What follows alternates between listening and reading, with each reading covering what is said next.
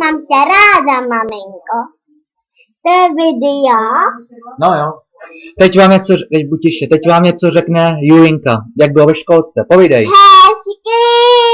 No tak povídej ještě víc, aby se My jsme hráli hru Zoufesníky.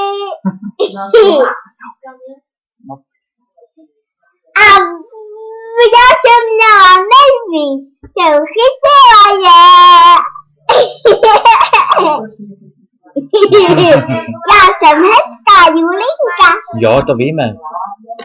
Jseš hezká, hlavně abys byla hodná.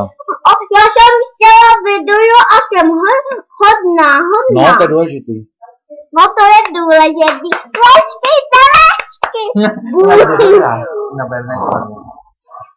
Ty seš vynikající. Teď se to hezky. Ja. Natálka je ve škole.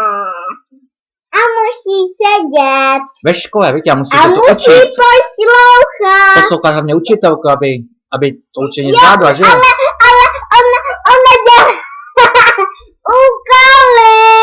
No ale to dělá úkoly vždycky. Já mám vláčky, vidíte, hezký, vidíte. No jo, máš, ví hezký, mi se taky líbí.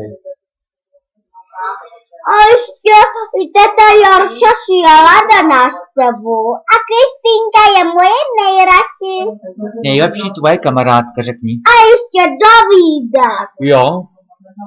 A znáš ho, Ivoši? Já neznám Davidka. Ale ten je ve zkouši, toho znáš. Jo. No. Ne, ale teď to ukážeš. Teď to ukážeš, to video. Prosím. Dobře. Jo. Jo. Ještě jsou tady návštěva. Počkej, já to musím zastavit video. Ale ne.